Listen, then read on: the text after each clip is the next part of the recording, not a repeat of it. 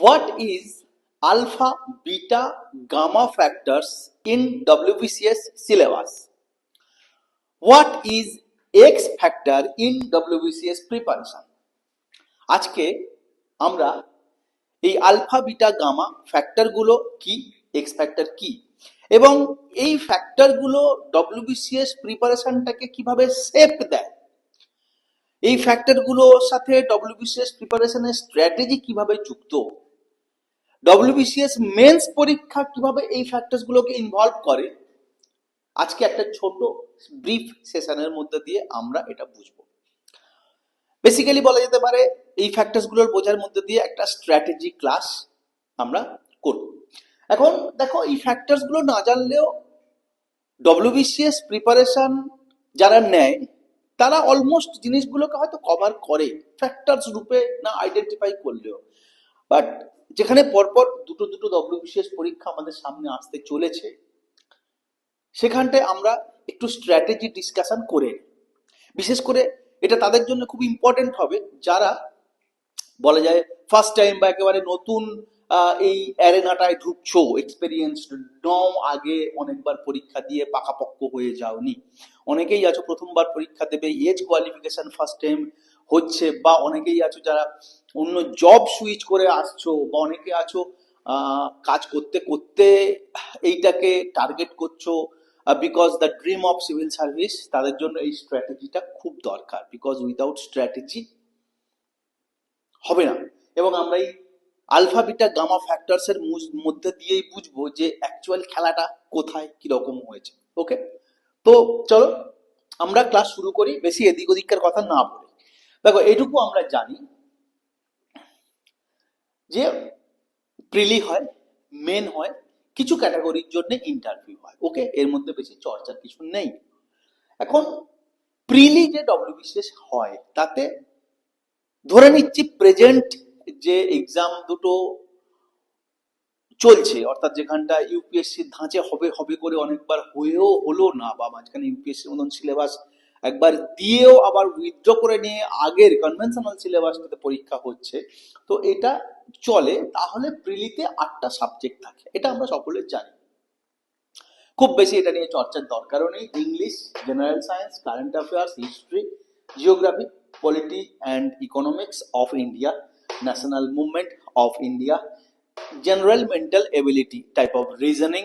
ওকে, এটা প্রিলির সাবজেক্ট। মেন্সের কি সাবজেক্ট পরে ডিসকাস করব, খুব বেশি এই মুহূর্তে ইম্পর্টেন্ট নয়, বিকজ আমাদের টার্গেট 2-3 মাসের প্রিপারেশন স্ট্র্যাটেজির মধ্যে আমরা প্রিলিটাকে কিভাবে উতরে যাব এবং খুব তাড়াতাড়ি মেন্সের প্রিপারেশন আমরা কভার করে ফেলব। Okay, so this is the goal, aim of this class. Now আমরা ঢুকবে পারে ফ্যাক্টরসে। এই যে 8টা সাবজেক্ট প্রিলিতে আছে, এই 8টা সাবজেক্টকে আমরা 3টে ফ্যাক্টর আলফা, বিটা এবং গামাতে ডিস্ট্রিবিউট করি। বেসিক্যালি আমরা ডিস্ট্রিবিউট করি না, হু অ্যাম আই। কোশ্চেনের প্যাটার্ন, কোশ্চেনের টপিক, কোশ্চেনের যে জায়গাটায় ফোকাস এরিয়া, সেটার নিরিখে বিশ্লেষণ করলে সাবজেক্টগুলো 3টে ফ্যাক্টরের মধ্যে ঢোকে। আমরা দেখে নিই সেই এই ফ্যাক্টরগুলোর মধ্যে কোন কোন সাবজেক্ট আছে। ওকে, নাও এখন পরীক্ষার ধরন, প্রশ্নের কোয়ালিটি এবং পেপার সেটারদের ফোকাস এরিয়ার উপর নির্ভর করে আলফা, বিটা, গামা এক্স এ পরে আসবো, এক্স ফ্যাক্টরে পরে আসবো। এক্স ফ্যাক্টর তো সবসময় এক্স ফ্যাক্টর।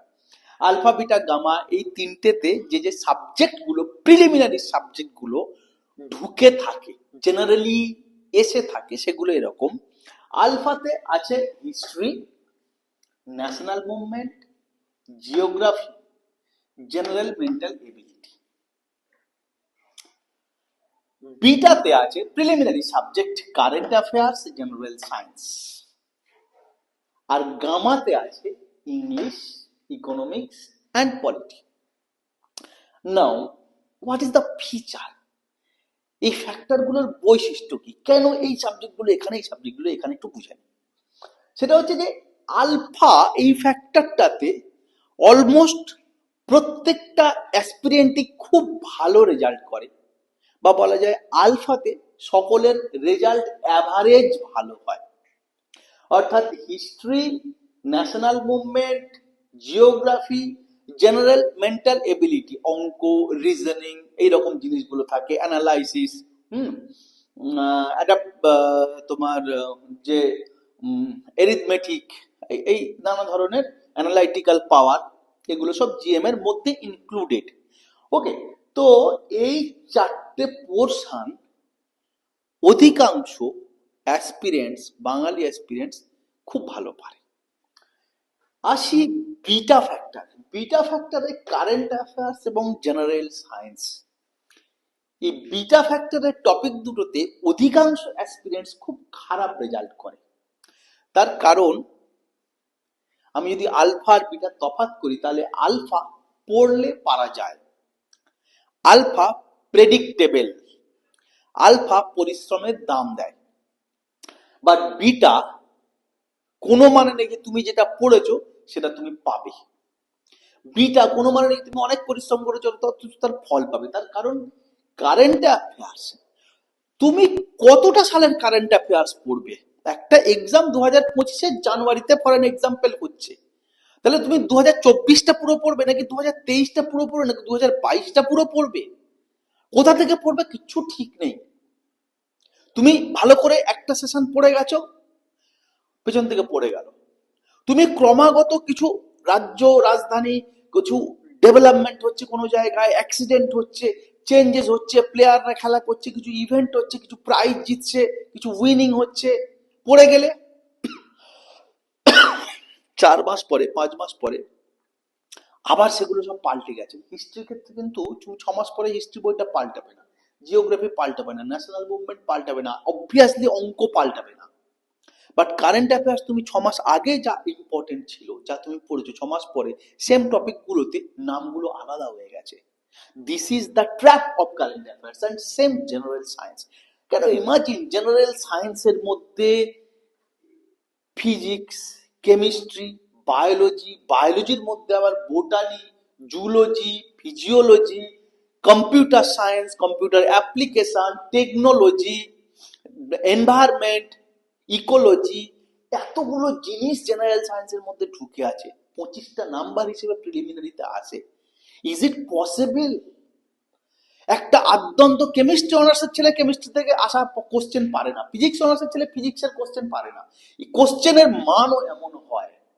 সো বিটা ফ্যাক্টরটা যেমন কনফিউজিং, তেমনি খুব বেশি পরিমাণে ধোঁয়াশা ক্রিয়েট করে, একেবারে প্রেডিক্টেবল নয়, এবং বিটাতে মার্কস সকলেরই খুব হেরফের হয়ে যায়, অ্যাসিওর থাকে না। Clear alpha bitter. নাও আসবো গামাতে। গামার বিউটি কি? তাহলে আলফা সোজা কথায় সকলে পারে, বিটা সোজা কথায় প্রায় কেউই পারে না, বাট গামা হচ্ছে আসল গামা, আসল খেলা। যারা গামা পারে তারাই পরীক্ষায় চান্স পায়, সোজা কথা।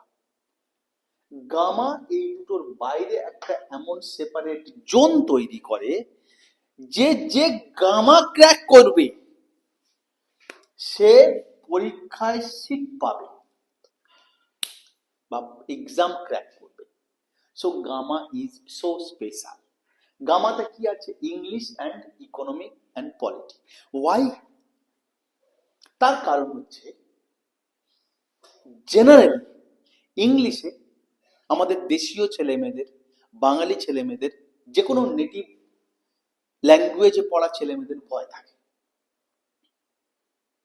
তাই অ্যাভয়েড করে, তাই এটা হাতের বাইরে ছাড়ে। অথচ কোশ্চেন যে খুব কঠিন পড়ে, কোশ্চেন যে খুব আনপ্রেডিক্টেবল পড়ে, এরকম কিন্তু না।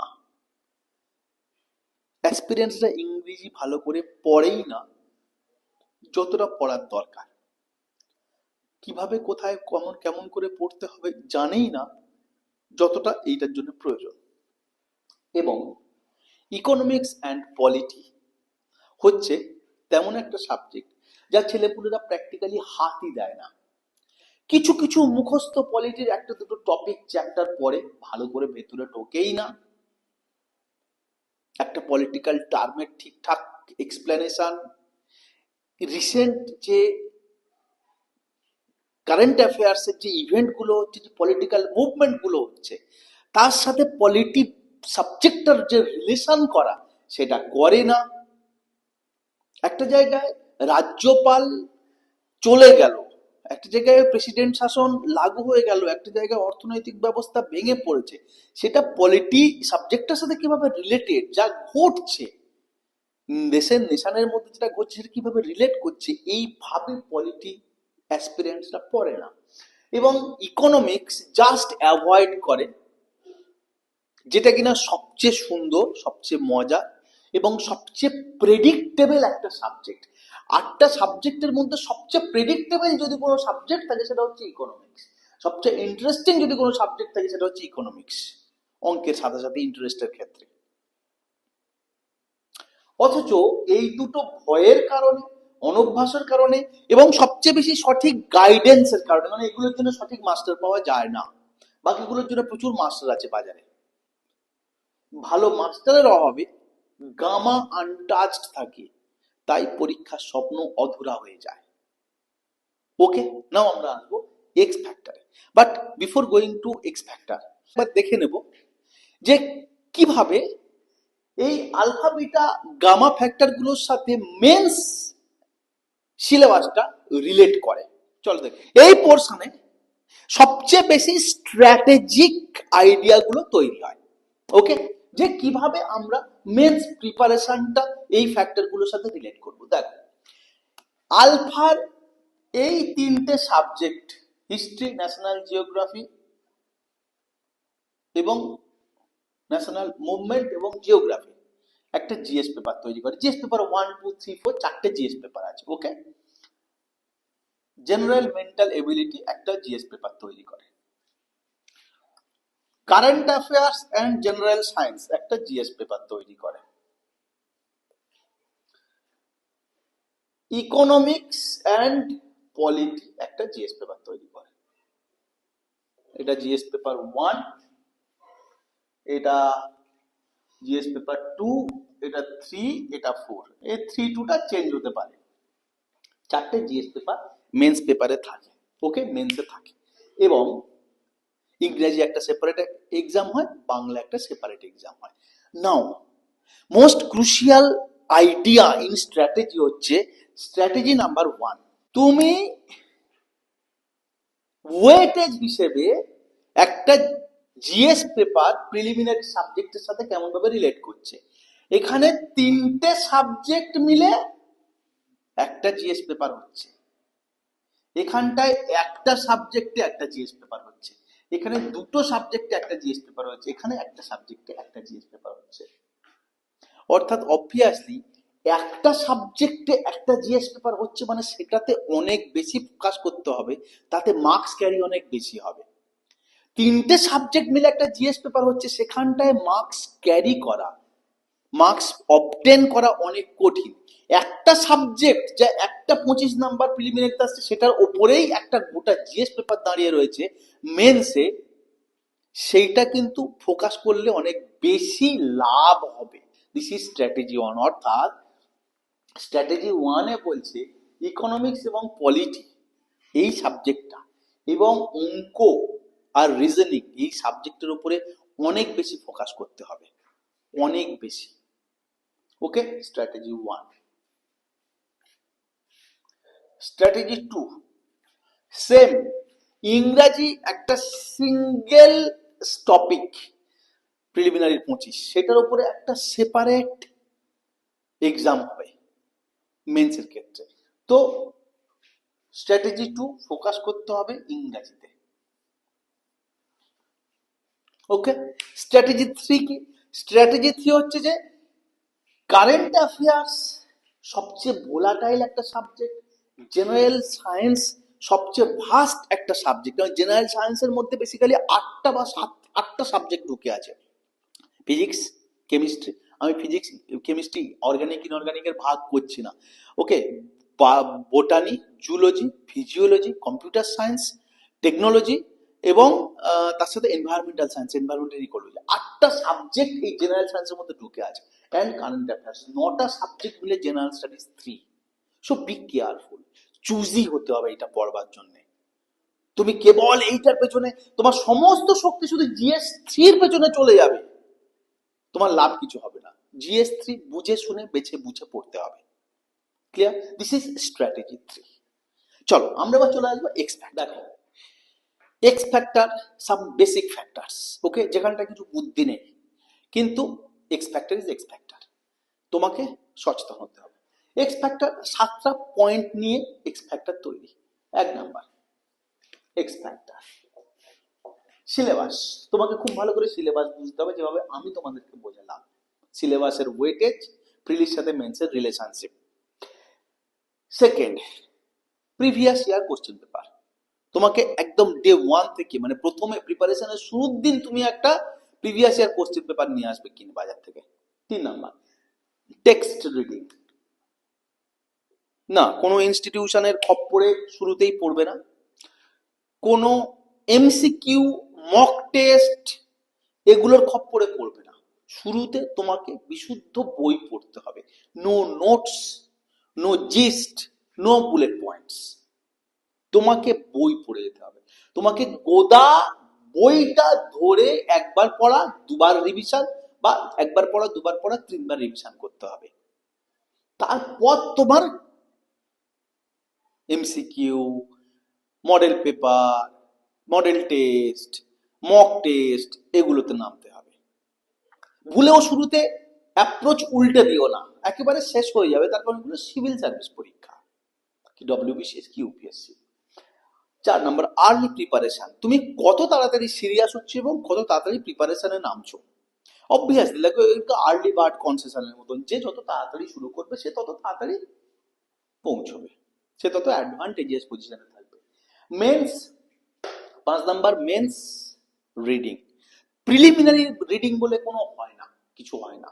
অর্থাৎ প্রিলিমিনারির জন্য প্রিপারেশন বলে কিছু হয় না, পার্টিকুলারলি WBCS এর ক্ষেত্রে। তার কারণ প্রিলিও MCQ তে হয়, মেন্সও MCQ তে হয়। Then why prelim, why not mains? Start করো তুমি মেন্সের প্রিপারেশন দিয়ে। মেন্সের প্রিপারেশনে শুরুই করো তুমি, মেন্সের প্রিপারেশন নিচ্ছ এইভাবে, তো অটোমেটিক্যালি প্রিলি হয়ে যাবে। মানে যেমন ধরো তুমি ঠিক করেছো যে তুমি 5 তলায় উঠবো, তো 5 তলায় উঠবে এই ঠিক করেছো, এইরকম লেভেলে এনার্জি জোগাড় করেছো, এরকম লেভেলের খাবার খেয়েছো, মানে তুমি অটোমেটিক 2 তলায় 3 তলায় উঠে গেছো। তোমার ভাবতে হবে না 2 তলা 3 তলার জন্য, 5 তলায় তুমি উঠো। Writing practice, from day 1, yes, from day 1 তোমাকে রাইটিং প্র্যাকটিস করতে হবে। তার কারণ রাইটিংটা এমন একটা স্কিল, এমন একটা পার্টিকুলার স্কিল, যেটা অনেকদিন ধরে তুমি ডেভেলপ না করলে কোনো মতেই তুমি ভালো লেখা লিখতে পারবে না। তুমি শেষ মুহূর্তে একটা টপিক, অন্য একটা ছেলে পড়ছে, তুমি একটা ছেলে পড়ছো, একসাথে তুমি দারুণ ভাবে পড়ে নিলে প্রিলিতে পাস করে যেতে পারো 5 দিনের প্রিপারেশনে। বাট মেন্স অ্যান্সার রাইটিং তুমি 5 দিনের প্রিপারেশনে করতে পারবে না, 50 দিনের প্রিপারেশনেও করতে পারবে না, 500 দিনের প্রিপারেশন লাগবে। যত তাড়াতাড়ি তুমি মেন্স অ্যান্সার রাইটিং করবে, সপ্তাহে একটা করো, ফোর্টনাইটলি একটা করে লেখা, বাংলা করো, একটা করে ইংরেজি লেখো, সে তত ভালো রেজাল্ট করবে। অ্যান্ড ইউপিএসসি স্ট্যান্ডার্ড ফলো করতে হবে তোমাকে। তার কারণ লাস্ট দুটো WBCS পরীক্ষা দেখিয়ে দিয়েছে আমাদেরকে যে যদিও এটা WBCS এর প্যাটার্নে পরীক্ষা হচ্ছে না, কিন্তু প্রশ্নের কাঠিন্য, ডিফিকাল্টি লেভেল অফ কোশ্চেন্স অনেক হাই হয়ে গেছে, যে সেখানটায় দিশেহারা লাগছে পরীক্ষায়।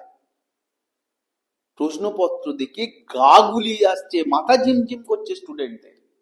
তো তোমাকে সেট করতে হবে তোমার স্ট্যান্ডার্ডটা, প্রিপারেশন লেভেলটা অনেকটা উপর থেকে।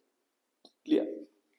আমরা টেক্সট রিডিং নিয়ে একটা দুটো ছোট কথা বলবো, কি বই পড়বে, কি কম্পালসারি বই তোমাকে পড়তেই। ওকে, দেখো একটা কথা আমি শুরুতেই তোমাদেরকে ক্লিয়ার করি, যে কোনো বই পার্টিকুলারলি আমি বলবার জন্য, মানে বলাটা উচিত বলে মনে করি না। দুটো কারণ, এক হচ্ছে যে একটা স্টুডেন্ট তার মন মানসিকতা, পড়ার অভ্যেসের উপর ডিপেন্ড করে সে বই নিজে নির্বাচন করবে, ঠিক আছে? এটার জন্য আমি একটা বই আলাদা করে প্রেসার করে দেবো তার উপরে, এটা আমার ঠিক লাগে না। 2 নম্বর হচ্ছে যে কোনো বই খারাপ, কোনো বই কম ভালো, এটা আমি বলবার অবস্থাতে একেবারেই থাকি না, বা আমি উচিত নয় বলে মনে করি। কারণ প্রত্যেকটা বই ভালো, বিশেষ করে এই বিষয়টার উপরে বইগুলো, কম্পিটিটিভ এক্সামের উপর বইগুলো কেমন হবে সেটার উপরে ভীষণ পরিমাণে রিসার্চ চলে।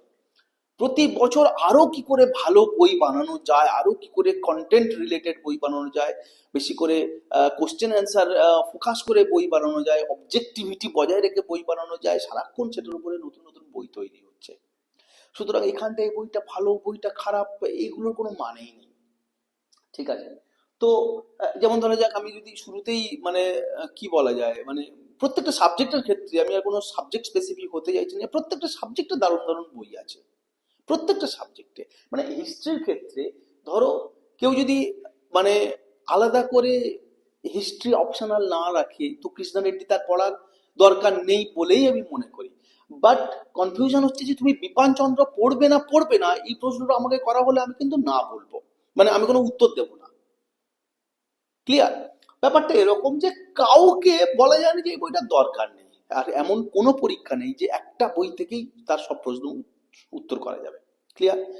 তো এই কারণে আমি বই বলতে চাই না, স্টিল কিছু বই সেগুলো পড়তেই হয়, বাকিগুলো পড়তে হবে, পড়লে চলবে, আজ পড়বে বা কাল পড়বে, বাট যেগুলো দিয়ে শুরু করবে আমি সেই বইয়ের একটা লিস্ট তোমাকে প্রোভাইড করতে চাই। যেমন ধরো যে ইংরাজি, পিকে দে সরকার তোমাকে পড়ে ফেলতে হবে, এবং আর এস আগরওয়াল পড়তে হবে। পিকে দে সরকারের গ্রামার অ্যান্ড কম্পোজিশন অ্যান্ড অ্যাপ্লিকেশনের জন্য, আর এস আগরওয়াল ভোকাবুলারির জন্য পড়তেই হবে ইংরেজি পরিপ্রেক্ষিতে। বেঙ্গলির পরিপ্রেক্ষিতে ডাইরেক্টলি বাংলা সেরকম ভাবে রাইটিং ছাড়া ডব্লিউবিসিএস এর নেই। তাও আমি বামনদেব চক্রবর্তী বইটা পড়তে বলবো, তার কারণ ডব্লিউবিসিএস পড়ার সাথে সাথে আরো অনেকগুলো পিএসসি বাংলার উপরে পরীক্ষা নেয়, ক্লার্কশিপ হোক, মিসলেনিয়াস হোক, সেগুলোতে কিন্তু গ্রামারের প্রশ্ন থাকে যা বামনদেব চক্রবর্তীর বইয়ের বাইরে আসে না। সুতরাং বাংলার জন্য একটা ছোট্ট ব্যাকরণ বই বামনদেব, আমি এটা পড়তে তোমাদেরকে সাজেস্ট করবো। 3 নম্বর ইতিহাস। দেখো হিস্ট্রির ক্ষেত্রে মিডিয়া ভালে প্রচুর বই আছে, ইভেন প্রভাদাংশু মাইতিরও বই আছে, জীবন মুখোপাধ্যায়ের বই আছে, ইংরেজি বই আছে, বাংলা বইয়ের কথা বলছি তা না। তো আর এস শর্মা ছোট ছোট বই মিডিয়াভাল অ্যানসিয়েন্টের ওপরে পড়তে পারো, খুব মোটা না, দাদার আগের বইগুলো অনেক মোটা। বাট যেটা মডার্ন হিস্ট্রির জন্য বা ন্যাশনাল মুভমেন্টের জন্য পড়বে সেটা স্পেকট্রাম, পড়বেই পড়বে। ওকে, নেক্সট জিওগ্রাফি। দেখো জিওগ্রাফির জন্য বইগুলো খুব বড় বড়, খুব মোটা মোটা, কেউ এনসিইআরটি সাজেস্ট করে, কেউ সেই ঘো চিলিয়ং এর কিছু পার্ট সাজেস্ট করে ফিজিক্যালে। যেটা জিওগ্রাফির ক্ষেত্রে মাস্ট, সেটা হচ্ছে এটা অ্যাটলাস ম্যাপ বই তোমাকে ফলো করতেই হবে, ভালো করে দেখতে হবে, এবং তার সাথে মাজিদ হোসেন বা খুল্লারের কোনো একটা বই পড়তে হবে। জিওগ্রাফিও না ওরকম কিছুটা এখান থেকে, কিছুটা ওখান থেকে, কিছুটা সেখান থেকে পড়বার জিনিস। আমি কোনো স্পেসিফিক বই এটার জন্য মেনশন করতে চাই না, তোমার যেটা ভালো লাগবে সেখান থেকে তুমি পড়বে। বাট পলিটির ক্ষেত্রে লক্ষ্মীকান্ত, লক্ষ্মীকান্ত বা কেউ লক্ষ্মীকান্ত যাই বলো, বইটা পড়তেই হবে, তোমাকে কিনতেই হবে, পড়তেই হবে। পলিটিতে এর চেয়ে ভালো বই আমি দেখিনি, আমার জানা নেই। ওকে, নেক্সট ইকোনমিক্স এর ক্ষেত্রে এগেন রমেশ সিং খুব ভালো, কিন্তু মুশকিলটা হচ্ছে যে এত বেশি ভালো যে নেওয়া মুশকিল, এটা সমস্যা। মানে এত মোটা বই, হ্যাঁ, যে রমেশ সিং পড়া, রাদার নিতিন সিংহানিয়াও ইকোনমিক্সের বই বার করেছে, অনেক ব্রিফ বই। কোনো একটা বই পড়তে পারো, ভালো বই, বেসিক কনসেপ্ট তৈরি হবে। ইকোনমিক্সের ব্যাপারে আমি আরেকটা লাইন পরে অ্যাড করবো। আর্ট অ্যান্ড কালচারের ক্ষেত্রে নিতিন সিংহানিয়ার বই কেন, art and culture directly WBCS এ কোনো রকম সিলেবাস নেই, বাট আর্ট অ্যান্ড কালচারের নানা রকম প্রশ্ন কিন্তু ডব্লিউবিসিএস এ আসে। And as far as current affairs and maths আর কনসার্ন, কারেন্ট অ্যাফেয়ার্সের জন্য দেখো পেপার পড়ো, যে কোনো পছন্দের যারা ওই খবর বা বই বা ম্যাগাজিনকে বুলেট আকারে নিউজ বানায়, বুলেট আকারে পয়েন্ট বানিয়ে কম্পিটিটিভ এক্সামের জন্য দেয়, এরকম প্রচুর ইউটিউব চ্যানেল আছে বা নিউজ আউটলেট আছে, সেগুলো যেটা তোমার শুট করে তুমি সেটা পড়ো। বাট যে কোনো একটা ভালো বাংলা পত্রিকা, আনন্দবাজার হোক, বর্তমান হোক, এবং ইংরেজি টাইমস অফ ইন্ডিয়া হোক, স্টেটসম্যান হোক, হিন্দু হোক, তার এডিটোরিয়াল পড়ার কিন্তু অভ্যাস করতে হবে, এটা একদম মাস্ট। এই ভালো পেপারের এডিটোরিয়াল পেজটা তোমাকে পড়তেই হবে, পড়া শিখতেই হবে, এবং ওর লেখন শৈলী, প্রণালী, এগুলো তোমাকে বুঝতে হবে, রপ্ত করতে হবে। ম্যাথ, ম্যাথের ক্ষেত্রেও দেখো আমি বলবো যে সেম জিনিস, তোমার যে বইটা ভালো লাগে, প্রচুর ম্যাথ বই, মেনলি বেসিক এরিথমেটিক ম্যাথ প্রিপারেশনের একদম গোড়ার কথা। তো সেটার জন্য আমি আর বই কি প্রেফার করবো, তুমি যে কোনো জায়গা থেকে শুরু করতে পারো, ইউটিউবেও প্রচুর ক্লাস আছে, কোনো বাড়ির কাছাকাছি মাস্টারের কাছ থেকে, দাদা দিদির কাছ থেকে শুরু করতে পারো, বা কলেজ স্ট্রিট গিয়ে যে কোনো ম্যাথ বই পড়লেই ভালো ম্যাথ বই দিয়ে দেবে। ওকে, Now, this is all about today's compulsory books for you in the class of what is alpha, beta, gamma factors in WBCS syllabus. Okay, now what CSDG will do for you, ছোট্ট একটা দুটো line তোমাকে CSDG পরিপ্রেক্ষিতে বলবো। আমরা চারটে factor দেখেছি, alpha, beta, gamma and X. আলফা ছেড়ে, অর্থাৎ যেখানটায় জেনারেলি অ্যাভারেজ সকলে ভালো রেজাল্ট করে, সেটা বাদ দিয়ে বিটার উপরে এবং মেনলি গামার উপরে আমরা ক্লাস করি। অর্থাৎ আমরা ইকোনমিক্স পড়াবো, তোমাদেরকে পলিটি পড়াবো, ইংরাজি পড়াবো, কারেন্ট অ্যাফেয়ার্স পড়াবো, জেনারেল সায়েন্স পড়াবো। ওকে, বা পড়িয়ে থাকি। এবং মানে don't take it other way, আমি খুব গর্ব করে বলতে পারি যে আমাদের এখান থেকে কোশ্চেন হুবহু ছাপা আসে, মানে মনে হয় যে চেপে এসছে সিএসডি বোর্ড থেকে, আমাদের এই ছোট্ট বোর্ড থেকে ডব্লিউবিসিএস কি ইউপিএসসি কি। কোনো প্রিভিয়াস টপিক তুলে নাও, কোনো প্রিভিয়াস ডব্লিউবিসিএস ইউপিএসসি এর কোশ্চেন পেপার তুলে নাও, ম্যাচ করে দেখে নিও। এর উপর আমরা কিছু সেপারেট ভিডিও বানিয়ে দিয়েছি যে কেমন ভাবে আমাদের কোশ্চেন গুলো পরীক্ষায় আসে। ওকে, এবং অবভিয়াসলি এক্স ফ্যাক্টরে যেগুলো আছে, কি করতে হবে, কখন কোনটা করা দরকার, কিভাবে তুমি মোটিভেটেড থাকবে, তার উপরেও আমরা কিন্তু ছোট ছোট ভিডিও করি। So this is all about today's class. আমি বলবো যে দেখো, এগেন এরা খুব নতুন কিছু না, অনেকেই আছো পাকাপোক্ত experienced, but those people who, those guys who are inexperienced, new in this field, okay, তাদের জন্য কিন্তু এটা খুব দরকার। সো অ্যাটলিস্ট ভালো করে স্ট্র্যাটেজি বোঝো, যুদ্ধে জেতবার জন্য রণকৌশল খুব দরকার। এবং চ্যানেল তাদেরকে পৌঁছে দাও যারা স্বপ্ন দেখে সিভিল সার্ভেন্ট হওয়ার। আমাদের আশা, আমাদের স্বপ্ন সিএসডিজির স্বপ্ন যে সমস্ত বাঙালি ছেলেমেয়েরা প্রচুর পরিমাণে সিএসডিজির মাধ্যমে বা যুক্ত থেকে ইউপিএসসি পরীক্ষা দেবে, ইউপিএসসি পরীক্ষা সফল হবে, ভারতের প্রধান প্রধান বড় বড় ইনস্টিটিউশনগুলোতে বাঙালি পদবি ভরে যাবে। ওকে, বেস্ট অফ লাক।